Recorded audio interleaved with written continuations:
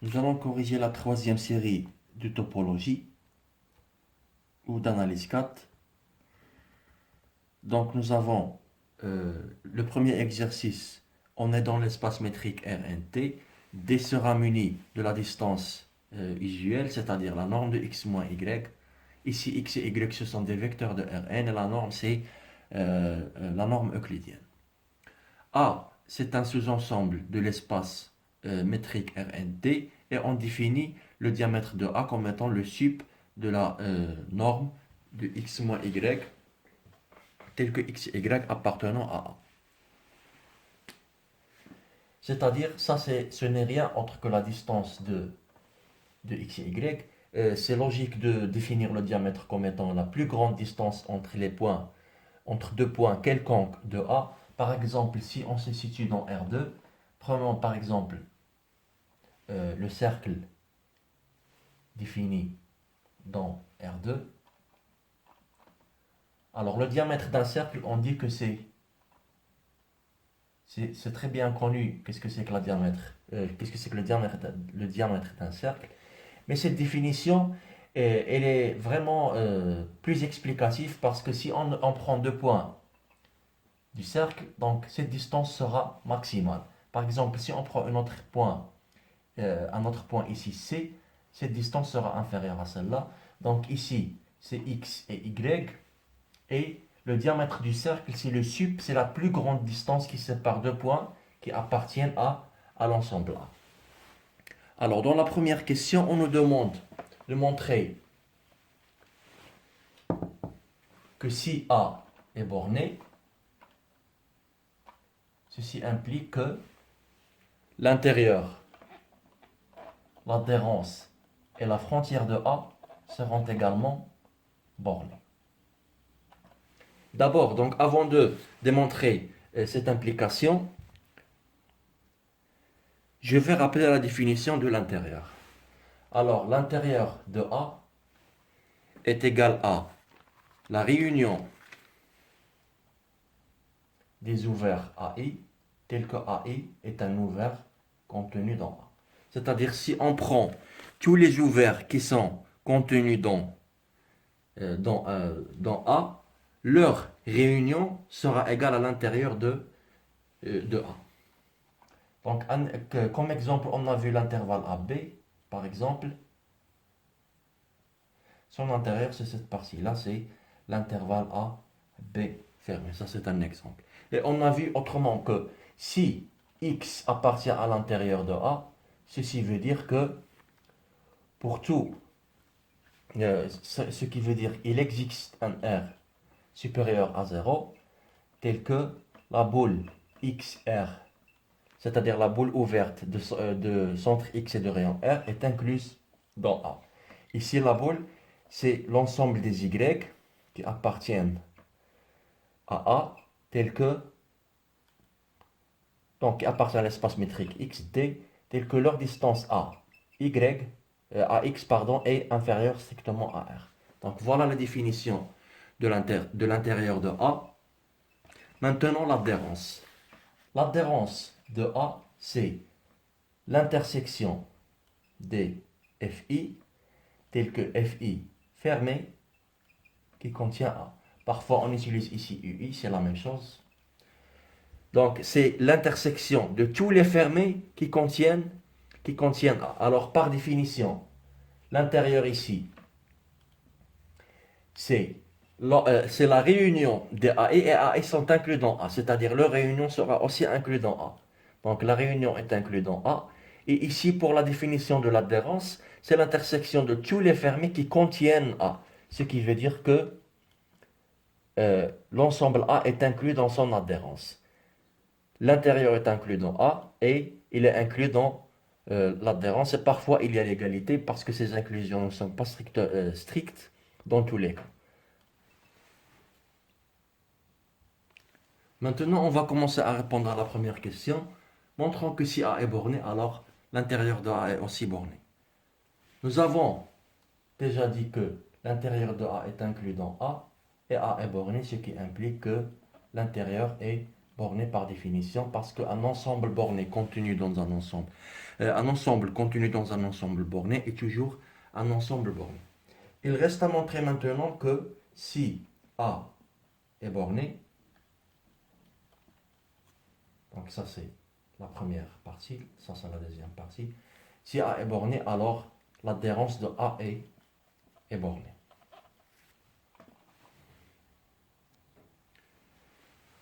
Nous avons A est borné. Qu'est-ce que ça veut dire ça? Ça veut dire qu'il existe un certain R tel que, quel que soit X appartenant à l'ensemble A, la norme de X est strictement inférieure à R.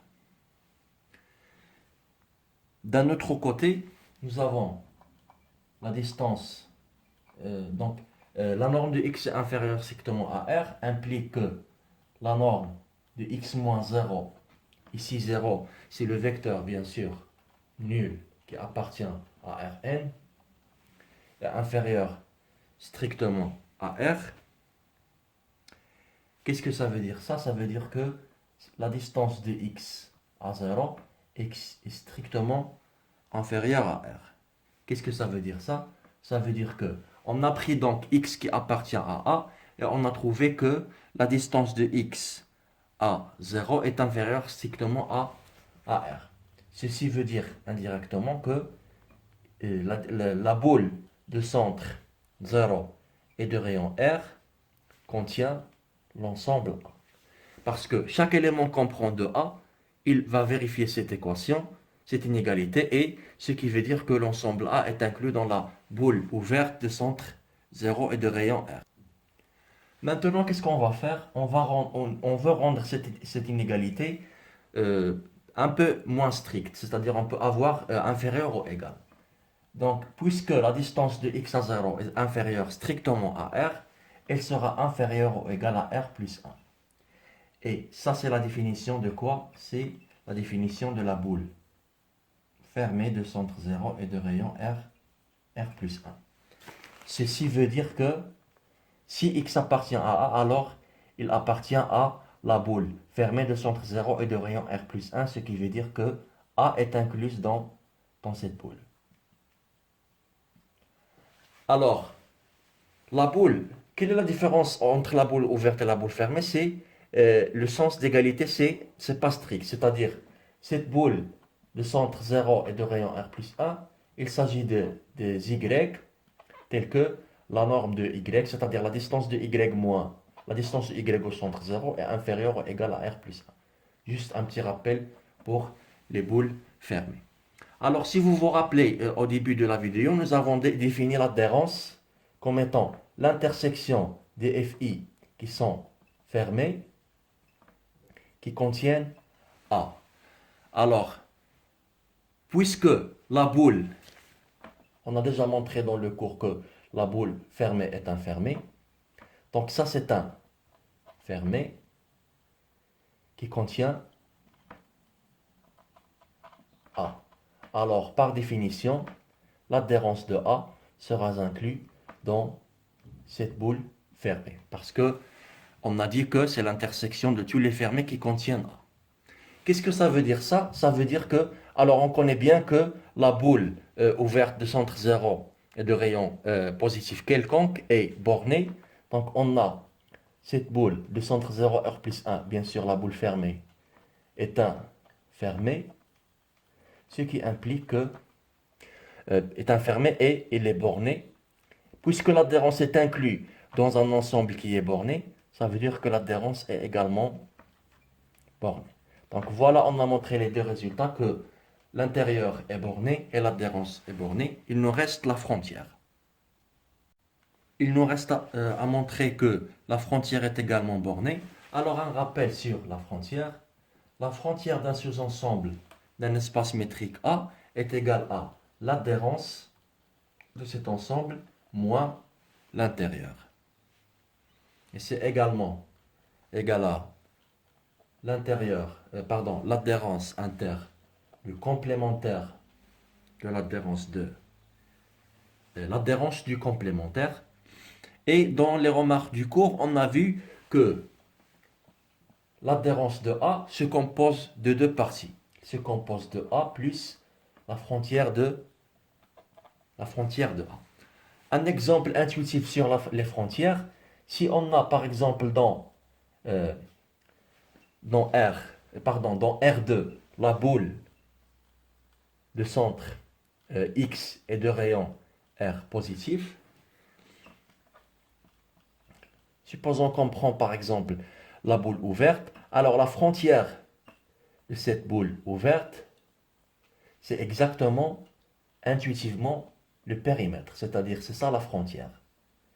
C'est ça le sens intuitif des frontières. C'est facile à visualiser lorsqu'on parle de R1 ou de R2, même R3, mais lorsque les dimensions commencent à augmenter, ça devient très difficile à visualiser. L'essentiel, c'est que on va utiliser cette égalité pour montrer que si A est borné, la frontière sera bornée.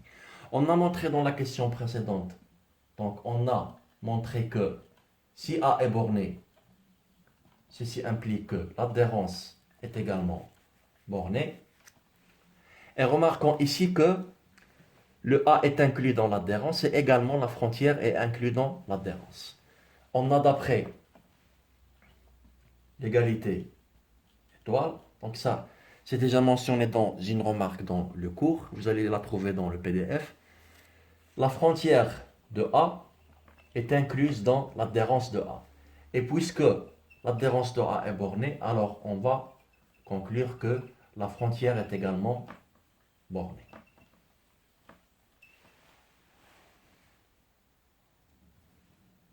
Dans la deuxième question, on nous demande, donc j'ai oublié de vous écrire, supposons, donc il existe une proposition avant de poser la question, supposons que l'intérieur de A est non vide, comparez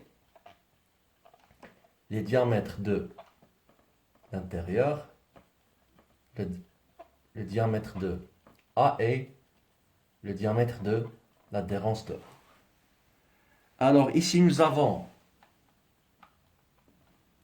l'intérieur est inclus dans A et A est inclus dans son adhérence. Qu'est-ce que ça veut dire ça? Ça veut dire que les trois ensembles x, y tels que la norme de x moins y, oui, donc tel que x et y appartient à A est inclus, pardon, x appartient à l'intérieur, donc celui-là est associé à ça, est inclus dans l'ensemble x moins y tel que x et y appartient à A, associé à A, est inclus dans l'ensemble de la norme x moins y tel que x et y appartiennent à l'adhérence de A. Alors, on fait entrer le sup, on va avoir l'expression du diamètre. Alors, le sup de cet ensemble sera inférieur ou égal au sup de cet ensemble, inférieur ou égal au sup de cet ensemble. Ce n'est rien autre que le diamètre de l'intérieur est inférieur au diamètre de A est inférieur au diamètre de l'adhérence de A. Alors, nous avons établi que le diamètre de A est inférieur au diamètre, l'intérieur est inférieur au diamètre de A, inférieur au diamètre de A bar, qui est l'adhérence. Maintenant, nous devons assurer s'il n'y a pas d'inégalité dans l'autre sens. C'est-à-dire, par exemple, si je montre que le diamètre de l'adhérence est aussi inférieur au diamètre de A, ça veut dire que ces deux ensembles vont avoir le même diamètre. Donc, c'est ça ce que je vais essayer de faire dans la suite. On va prendre premièrement cette partie-là. On va prendre x et y qui appartiennent à l'adhérence de A. Alors, un rappel sur l'adhérence de A. Si x appartient à l'adhérence de A, ceci implique qu'il existe une suite qui appartient à A, telle que la limite de xn converge vers x lorsque n tend vers plus l'infini. C'est ça la différence de l'adhérence.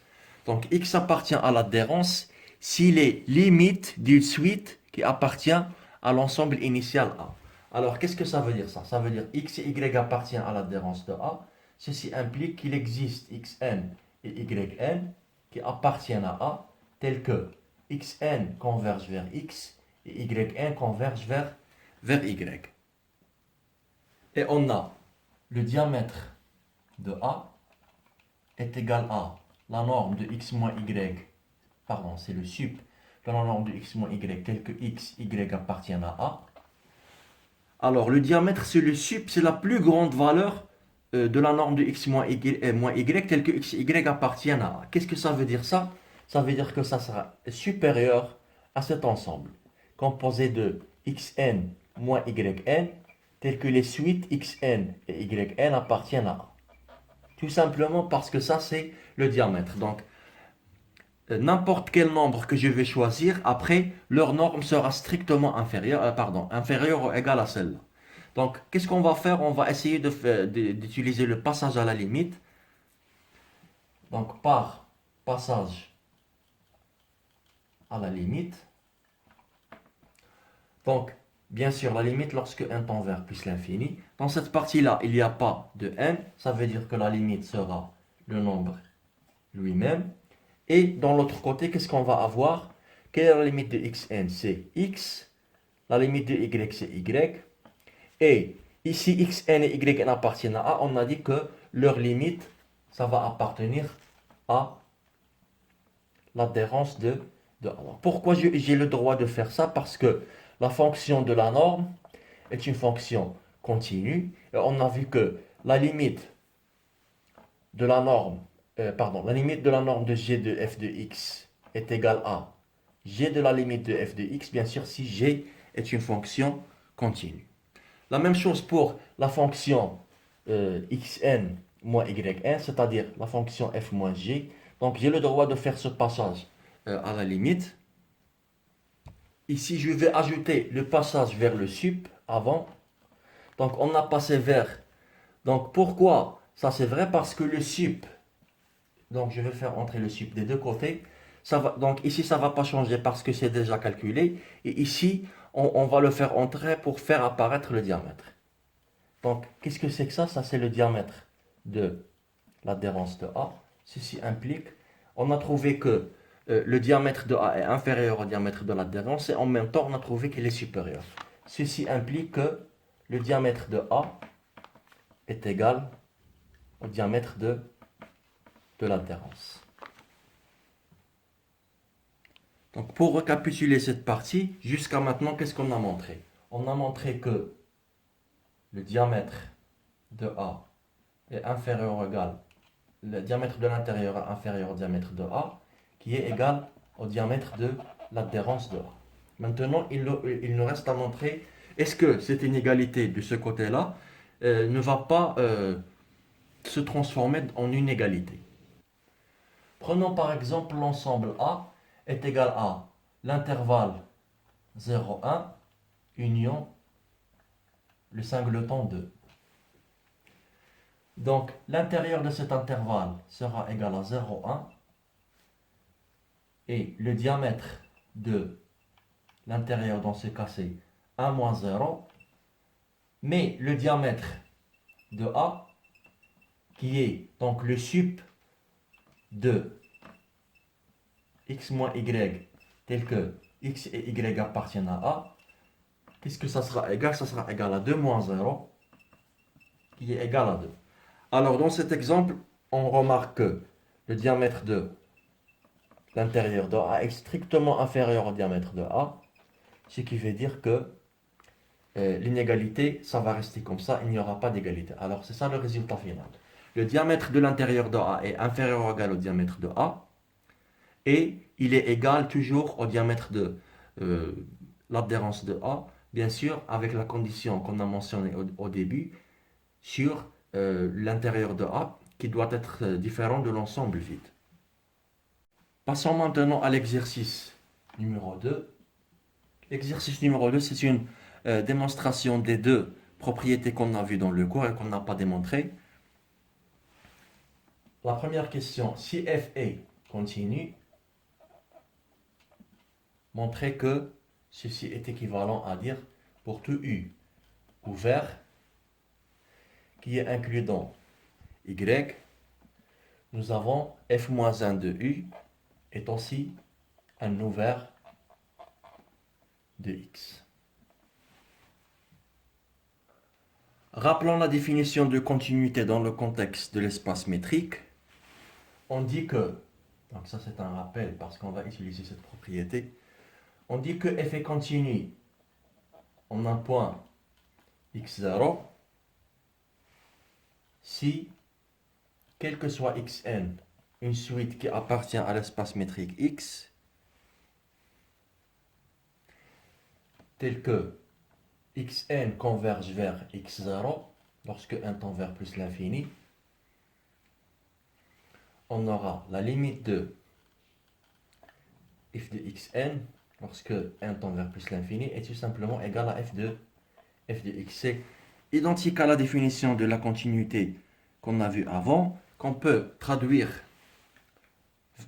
vers l'expression suivante.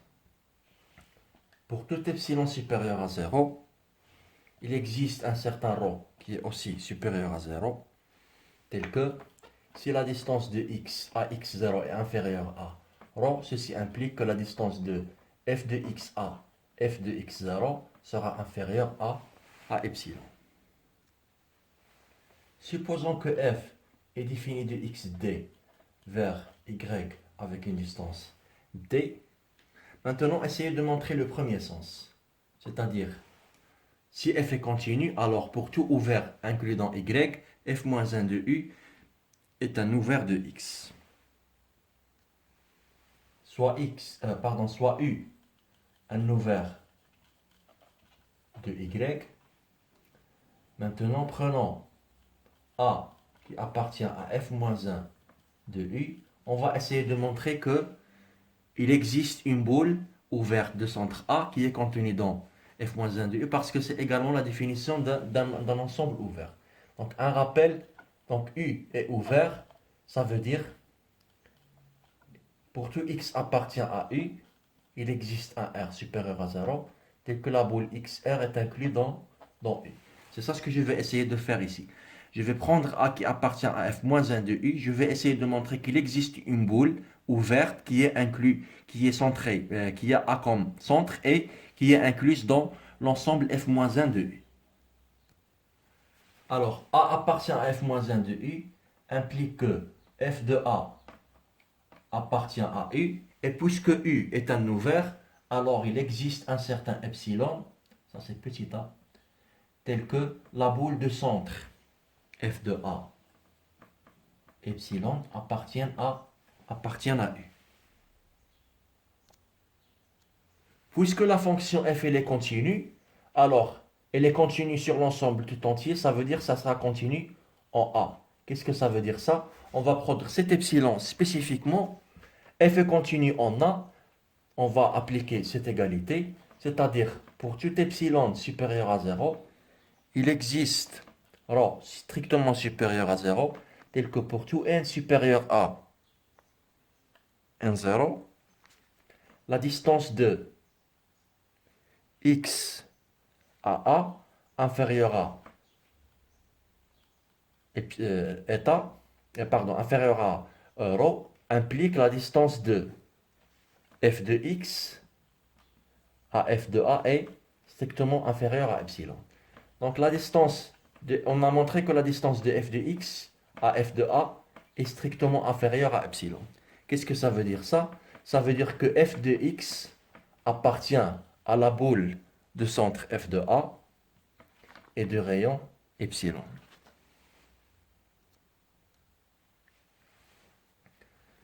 Donc ici, il n'y a pas de 1, 0 parce que donc, il suffit d'utiliser ça, donc c'est inférieur à ρ. Donc on a montré que f de x appartient à la boule de centre f de A et de rayon epsilon. Et on a montré ici que cette boule de centre f de A et de rayon epsilon est incluse dans U.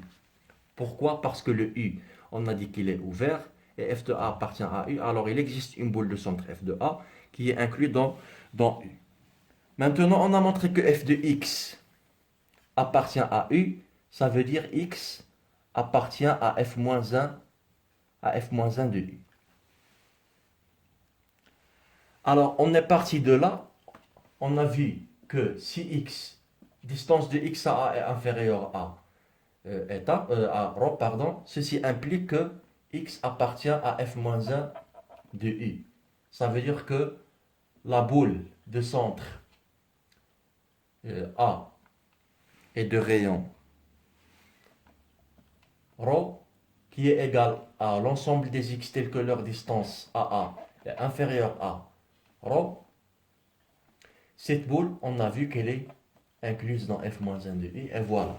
On a pris A qui appartient à f-1 de u et on a montré qu'il existe une boule qui est incluse de f-1 de u. Qu'est-ce que ça implique? Ça implique que f-1 de u est un ouvert. Alors, on a établi que si f est continu et u un ouvert de y, alors f-1 de u est aussi un ouvert, c'est-à-dire son image réciproque sera également un ouvert. Maintenant, essayons de montrer le sens inverse, c'est-à-dire le sens inverse veut dire que si pour tout u ouvert appartenant à y, alors f-1 u est ouvert, ce qui implique f est continu. On va essayer de partir de cette expression vers cette expression, c'est-à-dire on va faire l'inverse. Prenons A qui appartient à x, alors f est défini de x d vers y grand D. Prenons A appartenant à x, ce qui veut dire que f de A, ça sera dans y. Qu'est-ce qu'on va prendre? On va prendre la boule de centre f de A et d'un rayon epsilon, bien sûr epsilon positif quelconque qu'on va choisir. Cette boule ouverte, on a déjà montré que c'est un ouvert de y. Et on a vu ici que pour tout ouvert de y, l'image réciproque de cet ouvert sera également un ouvert. Ce qui implique que f-1 de f de A epsilon sera un ouvert de x.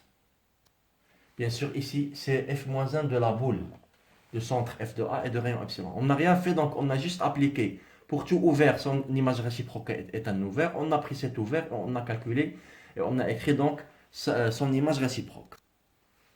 Et puisque par définition, on a f de A appartient à la boule de centre f de A epsilon, alors ceci implique que A appartient à f-1 de B f de A epsilon, qui est un ouvert, ce qui implique qu'il existe un ρ tel que la boule de centre A et de rayon ρ sera incluse dans f-1 de B f de A epsilon.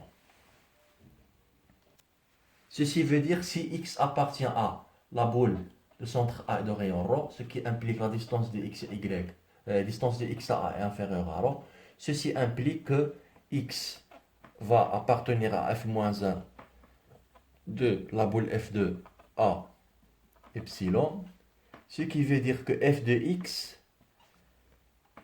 va appartenir à la boule de centre f de A epsilon, ce qui veut dire que la distance entre f de x et f de A est inférieure strictement à epsilon. Remarquez ici que on a montré que pour tout epsilon qu'on a choisi, il existe ρ tel que la distance, si la distance de x inférieure à A est inférieure à ρ, alors la distance de f de x à f de A est inférieure à epsilon. Et ça, c'est exactement la définition de la continuité. On peut maintenant conclure que la fonction f est continue. Voilà, donc on a montré l'équivalence entre les deux propriétés. Ça, c'était la première question. Alors, dans la deuxième question, on nous demande de montrer si f est continu. Alors, la même chose est vraie pour les fermés. Alors, d'après la première question, on a montré que si f est continu, ça c'est la deuxième question, f est continu, ceci est équivalent à, quel que soit u un ouvert dans y, alors le f-1 de u, c'est un ouvert de x. Qu'est-ce qu'on va faire? Donc, il suffit de faire entrer le complémentaire pour déduire ce résultat. C'est-à-dire, si on prend f fermé, son complémentaire sera un ouvert et le résultat sera vérifié. Donc, on peut conclure le résultat de la troisième question. C'est-à-dire, si f est continu, ceci est équivalent à dire que pour tout f fermé de y, l'image réciproque par la fonction de se fermer sera également infermé de x. Et voilà donc la conclusion de l'exercice numéro 2. Passons maintenant à l'exercice 3. On nous dit que soit U et V, deux ouverts denses dans U, montrer que, bien sûr, E, c'est un espace vectoriel normé. On nous demande de montrer que l'intersection de ces deux denses sera aussi un dense de E. La première chose qu'on doit faire, on va définir la notion de densité, c'est-à-dire qu'est-ce que ça veut dire E et V sont des ensembles denses dans E. Alors, une partie est dense dans un ensemble si son adhérence est égale à l'ensemble tout entier. Qu'est-ce que ça veut dire U est dense dans E? Ça veut dire que l'adhérence de U est égale à E. Et la même chose pour V. V est dense dans E, ça veut dire que son adhérence est égale à l'ensemble E tout entier. D'un autre côté, la densité de U est égale à E. Qu'est-ce que ça veut dire? Ça veut dire quel que soit A appartenant à E, et quel que soit epsilon, toujours cette boule de centre A de rayon epsilon, son intersection avec avec U sera non vide. La même chose ici. Quel que soit A appartenant à E, et quel que soit epsilon, positif bien sûr, la boule de centre A et de rayon epsilon, son intersection avec V sera différente à l'ensemble vide. Donc c'est ça. Donc si X appartient à l'adhérence d'un ensemble, ça veut dire quelle que soit la boule que je vais avoir qui a le centre, cet élément, ça sera toujours, ça va avoir toujours une intersection qui n'est pas vide avec l'ensemble. Donc comment va-t-on utiliser ces résultats pour montrer que l'intersection de U et V est dense? Donc qu'est-ce que ça veut dire? L'intersection n'est pas vide, ça veut dire il existe un élément U1 qui appartient à cette intersection. D'un côté, qu'est-ce qu'on a? On a la boule de centre A epsilon est un ouvert par définition, et U est également un ouvert. Qu'est-ce que ça veut dire ça? Donc, on a la boule de centre A epsilon est un ouvert, et U est un ouvert, et l'intersection, la réunion de deux ouverts est un ouvert. Qu'est-ce que ça veut dire? Ça veut dire la boule de centre A epsilon inter U est un ouvert. Donc, puisque U1 appartient à cet ensemble qui est un ouvert, alors il existe un certain ρ tel que la boule de centre U1 ρ est incluse dans cette intersection de la boule ouverte de centre A de rayon epsilon inter l'ensemble U. Alors ça, c'est une intersection finie. L'intersection finie des ouverts est toujours un ouvert. D'un autre côté, nous avons V est dense dans E, et nous avons ce U1 qu'on a choisi, il appartient également à l'ensemble E. Qu'est-ce que ça veut dire? Ça veut dire que l'intersection de la boule de centre U1 ρ avec V sera différent de l'ensemble vide. Ce qui veut dire que ce V, il appartient à cette boule, ça veut dire qu'il appartient à l'intersection de la boule de centre A et de rayon epsilon avec U, et également par définition, le V, le petit V, il appartient à V, c'est-à-dire il appartient à l'intersection. Et c'est ça la définition de U inter V est dense dans E. Qu'est-ce que ça veut dire? Ça veut dire que U inter V, ça sera dense dans l'espace E. Et voilà le résultat de l'exercice.